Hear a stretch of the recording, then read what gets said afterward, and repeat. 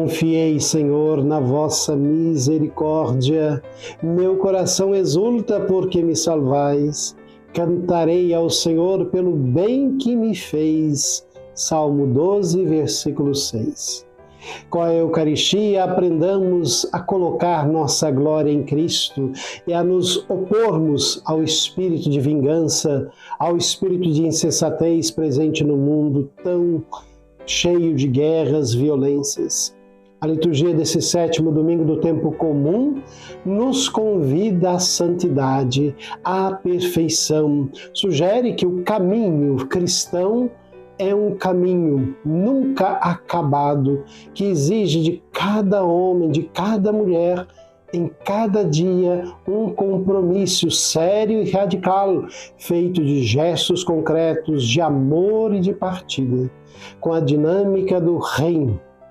Somos, assim, convidados, irmãos e irmãs, a percorrer o nosso caminho de olhos colocados neste Deus Santo que nos espera no fim dessa grande peregrinação. Peregrinos pro Pater Regnum Dei.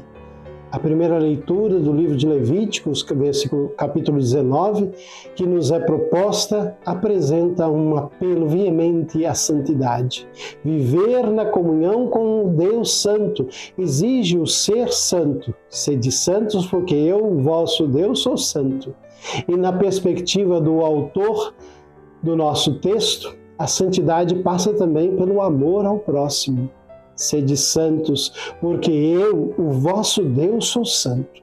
Porque é que o convite à santidade soa como algo de estranho para homens e mulheres ainda hoje?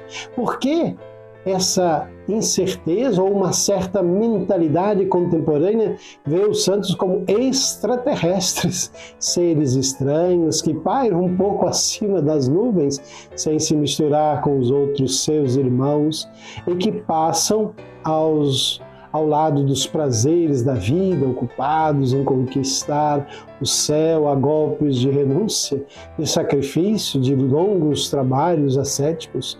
No entanto, a santidade não é uma anormalidade, mas uma exigência da comunhão com Deus. É o estado normal de quem se identifica com Cristo, assume a sua filiação divina e pretende caminhar ao encontro da vida plena, do homem novo, da mulher nova. A santidade é algo que está no meu horizonte diário e que eu procuro construir minuto a minuto, sem dramas nem exaltações, com simplicidade, com naturalidade, na fidelidade aos meus compromissos. É justamente isso a santidade, transformar as coisas ordinárias em extraordinárias. E para que a santidade não seja uma miragem, temos de ter o cuidado de viver num contínuo processo de conversão, que elimine do nosso coração as raízes do mal, responsáveis pelo egoísmo, pelo ódio, pela injustiça, pela exploração. O Salmo responsorial nos convida, o Salmo 102, 103, o Senhor é clemente e cheio de compaixão. Senhor, sois um Deus clemente e compassivo. Ele está conosco sempre. E no Evangelho, Mateus capítulo 5, versículos 38 a 48, Jesus continua a propor aos discípulos de forma muito concreta a sua lei de santidade. E no contexto do Sermão da Montanha, hoje ele pede aos seus que aceitem inverter a lógica da violência, do ódio, pois esse caminho só gera egoísmo, sofrimento e morte. E pede-lhes também o amor que não marginaliza, nem discrimina ninguém, nem mesmo os inimigos. É nesse caminho de santidade que se constrói o reino de Deus. É neste caminho que se transforma o coração humano.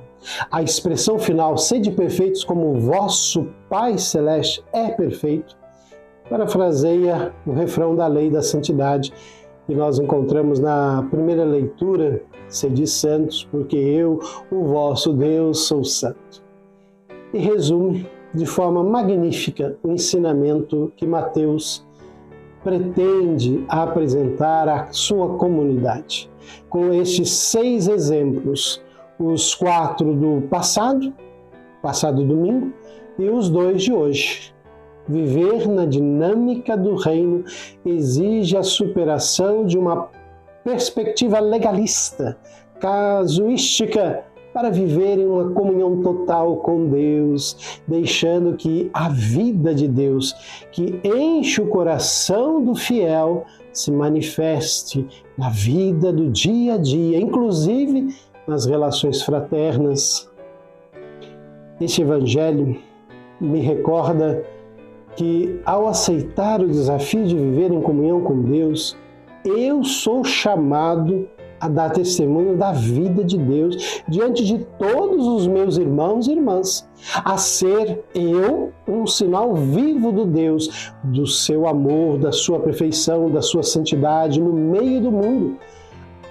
Será que nós aceitamos esse desafio? Será que eu aceito? Será que você aceita o desafio? Está disposto a respondê-lo e corresponder? A leitura que nos foi proposta coloca mais uma vez como cenário de fundo de exigências do compromisso com o reino e sugere que viver na dinâmica do reino implica não o cumprimento de ritos, de leis, mas uma atitude nova, revolucionária, que resulta de um compromisso interior com Deus, verdadeiramente assumido, manifestado em atitudes concretas. Exige a superação de uma religião feita de leis, de códigos, de ritos, de gestos externos, e o viver em comunhão, em participação com Deus, com os irmãos e irmãs, de tal forma que a vida de Deus encha o coração de cada um de nós fiéis e transborde em gesto de amor com todos os outros irmãos e irmãs. O que é que define a minha atitude religiosa? O cumprimento de leis, de ritos, de rubricas? Ou a comunhão com Deus que enche o meu coração de vida nova e que depois se expressa em atitudes de amor radical para com os irmãos e irmãs? Na segunda leitura, primeira carta aos Coríntios, capítulo 3, versículos 16 a 23, Paulo convida os cristãos de Corinto e os cristãos de todos os tempos e de todos os lugares a serem o lugar onde Deus reside e se revela aos homens e mulheres.